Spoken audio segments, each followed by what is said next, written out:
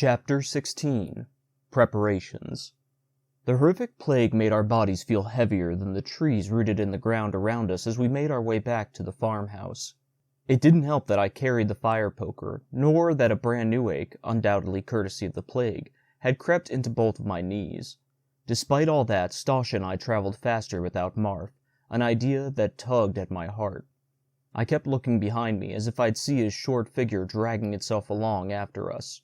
We got to the farmhouse just as the sun dipped below the horizon. A homey feeling invaded me when I first saw the house from the cobbled road. The sensation stayed with me when we sat down at the rickety table in the kitchen. "Weird how this place already feels like home to me," I said.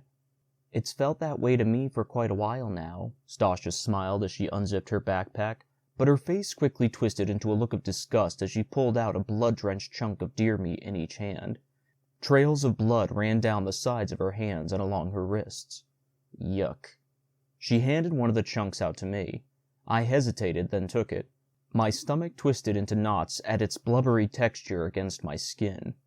"This is going to be so gross," I murmured. But I was so hungry I wouldn't have been surprised if my stomach had been trying to eat itself for the past hour. I plugged my nose with one hand and jammed the meat into my mouth with the other. The gooey texture and gross irony flavor almost made me spit it right back out, but I managed to get it down. Stasha shoved both hands against her mouth as she chewed, but she finally swallowed her meat too.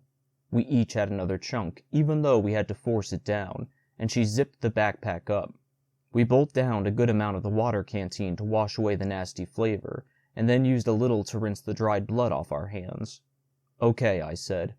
"So how are we going to get into the mansion? It's totally surrounded by a fence that's got power running through it, like the funnel building. No way we can climb or break through it." Perhaps we could find a way through the manor's gate." A laugh slipped loose from my mouth. "Sure, that'd be easy enough. We'll just walk right up to it and ask the guards if they'll let us in. With our criminal status of being infected with LYN, I'm sure they'll be more than happy to." Stasha giggled. "Oh, come now. I'm aware the gate will be heavily secured. All I'm proposing is that perhaps our best opportunity is to go through it in some way." I let that sink in. "But how? Nobody's allowed through it except—" "The VO transports!" Her eyes lit up. Huh? What was she so excited about? "Well, sure, the transports go through the gate, but the manor guards bring them to the mansion. Even the faction housekeeper isn't allowed to go along for the trip. Though I'd never been to the gate, I'd always imagined it as this 100-foot-tall hunk of metal with such tiny gaps between the bars you couldn't make out the manor behind them, since supposedly the mansion wasn't visible from the gate. Either that or the mansion's driveway behind the gate disappeared into a forest so thick you could hardly see into it." "Perhaps we could get inside a transport somehow." Stasha stroked her chin, her gaze distant. "There may be some room in the interior if it isn't completely filled with VOs." "Not a bad idea." "True, but how do we do that?" "The only way I can think of is if we sneak into a transport before the housekeeper brings it to the mansion. But then the housekeeper would see us while he loaded the VOs into the transport. Plus, even if we somehow managed to hide in there, the mansion servants would spot us when they unloaded it. They must do it real quick, too. Pete, my faction's housekeeper, always came back from the manor gate before I even woke up. It was the first thing he did every morning." I shook my head. "No, the whole idea is too risky. Way too risky." "We're trying to break into the manor. It's risky no matter how you look at it." I couldn't argue with her there. "I got it. We could hide under the car." She squinted at me. "Have you ridden a transport off the deep end?" "Hear me out. You know how I'm naturally curious, right?" She chuckled. "What, you? I don't believe it." I laughed, excitement threatening to spurt out of every opening of my body. "Well, on my first day as an actual supply hunter, I studied every square inch of a car out in town, including the underside. It had been easy enough to do. Most of the windows of the cars in the center of Middleton had already been shattered by generations of supply hunters when they searched for VOs inside the vehicles." Stasha shook her head, a ripe smile on her face. "Marf was correct. You truly are ill." I bit the inside of my cheek. The last thing I wanted to think about was Marf right now. Not after the way we'd left things. "Why didn't you just study the car at your faction house?" she asked. "Way too risky. The horses didn't know me. They know Pete. So they'd freak out if I went too far into the garage. and if anyone happened to open the garage door and see me studying the car, I would have been hanged from a basketball rim faster than cars used to move in the old world. Anyway, there are beams and stuff that jut out under a car. We could easily grab onto them and hold ourselves up while the transport's moving. Ah, fascinating. We can do that at my faction house, sneak into the garage and grab the beams under the transport just before Pete brings it to the mansion. She nodded vigorously. Yes, that sounds like a decent plan to me. But then what'll we do? The mansion must be crawling with guards and servants and the like. We can't just go about investigating the place willy-nilly. Right, of course not. I leaned back in my seat. Good thing I had her here to point out stuff like that. Though of course that wasn't the only reason I liked having her around. I got it. If the guards are like the ruler's personal transport escorts, then they wear fancy suits. I know what you're inferring. We knock the guards unconscious and put on their uniforms. Exactly. But how? Well, once they brought the transport we'll be hiding under to the mansion, we can trip them from underneath when they get out of the car. That should give us enough time to scoot out from under there and make sure they're knocked out. Stosh's smile burned brighter than my flashlight when it was turned on. Excellent idea. I think you've arrived at an adequate plan of action. Thanks. Then we can put on the guard suits. With any luck, nobody will notice us in them, and we'll be able to explore the mansion as much as we like. And hopefully we can find some evidence we can use to prove all the lies the Badalux family's been telling the rest of Middleton for 17 years. Maybe we'll even be able to give our kids a much better life at the end of the day. A dreamy smile framed Stosh's face. That would be nothing short of fantastic. Then it's settled. She slapped the table with her hand. Tonight we'll sneak into Middleton, and tomorrow we'll perform our marvelous mission if I don't say so myself. But before we go, I propose we discuss what objects we'll bring along for the operation. Good idea. And I'd say it's also a good idea to take only what we really need. Don't want to bog our bodies down. Agreed. She unzipped her backpack, dry-retched, and zipped it back up. I apologize. Wrong compartment. I laughed, but stopped short when I caught a whiff of the nasty irony stench. She opened the other compartment, pulled out all the VOs inside, and laid them on the table. I took my gold necklace and flashlight out of my pockets and placed them next to the others. Well, I said, we don't need the water container since we're only going to be there for a couple hours. I moved it off to the side. Good call. I'd say we don't need the flashlights either. It's easy enough to follow the road into town, and the mansion itself should be illuminated well enough since it has power. Right. I placed both our flashlights, mine much larger than hers, off to the side next to the canteen. The fire poker could come in handy as a weapon. We'd laid it on the table when we sat to eat. Agreed. And we could use the knife as a weapon as well, though I hope with all my being that we won't have to use either of them. She placed the knife by the poker. I'd also say the binoculars could be practical too. Really? How? Well, you informed me the manor's back lawn is quite expansive. Let's say we had to plot an escape that required making our way out from one end of the mansion to the other along the lawn. Seeing clearly across such a great distance could aid us. I see your point. It's small enough to fit in a pocket, too. Which leaves us with this insignificant apparatus. She picked up the camera, eyebrows furrowed, and turned it over in her hand. Just what was its purpose exactly, and would it help us if it had power? Yeah, might as well leave it here. The battery compartment faced me. Wait, I hadn't noticed that before. It looked much bigger than I thought it would. I glanced at my flashlight, which was bigger than Stosh's. Hold on, let me just check out one thing. Surely. She handed me the camera and I popped open the compartment. 2 dead batteries rested inside, just like I thought. I put down the camera, picked up my large flashlight, and clicked open its battery compartment, which was as big as the camera's. The batteries of each device looked about the same size.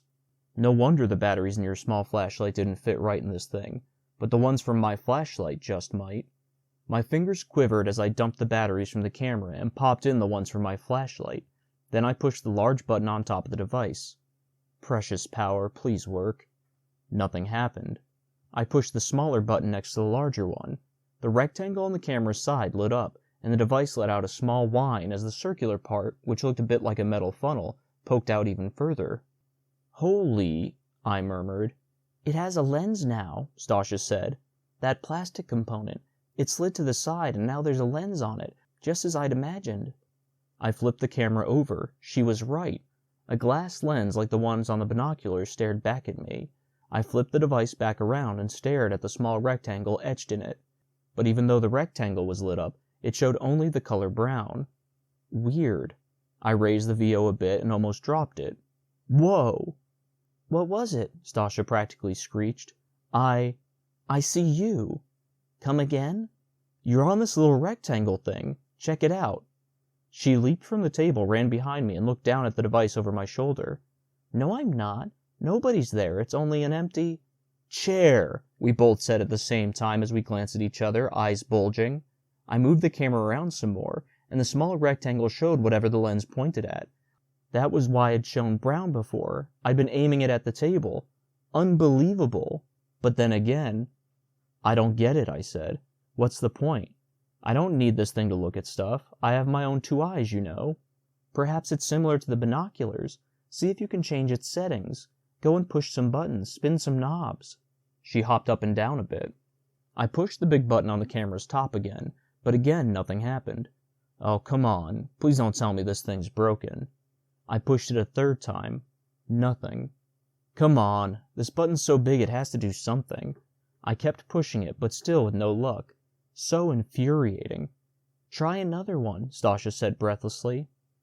No, I'm gonna figure this out. I held the big button down and a flash whipped from the front of the device. Stasha gasped and I dropped the camera. It hit the table with a light chunk. What was that? No idea. I picked the camera back up. The small rectangle showed the empty chair across from us, even though the lens pointed down at the table. Then the image on the rectangle adjusted to display the table. Oh no, Stasha's worried voice dripped into my ears. I certainly hope you didn't just break the priceless thing. No, I don't think so. Hold on. I pointed the lens side at her and held down the big button again. A flash whipped across her and she threw her hands to her face. What are you doing? Are you mad? We don't know exactly what this device does yet. You could have horribly mutilated me. Look, it froze you. Or an image of you, I should say. I flipped the device around so she could check out the small rectangle on the other side. Look quick because it'll go away real fast. Her mouth dropped open. That's absolutely incredible. Stole the words right from my brain. It's like it freezes images of real life. I spun the camera back around and just stared at it. Stasha looked over my shoulder. Her warm breath caressed my neck, and that tingling feeling rippled through my skin again. I swallowed. Let's try this one. I pressed a button on the side of the camera by the small rectangle, and the image morphed to one of a little girl standing in a bright pink room. I gasped, and Stasha sucked in a breath. Where did the little girl come from? Her long blonde hair curled in pigtails, and she clutched a brown teddy bear, a big smile on her face. She stood in front of a window, a bright white crib to her right. The wallpaper and crib, I said. The colors are so bright.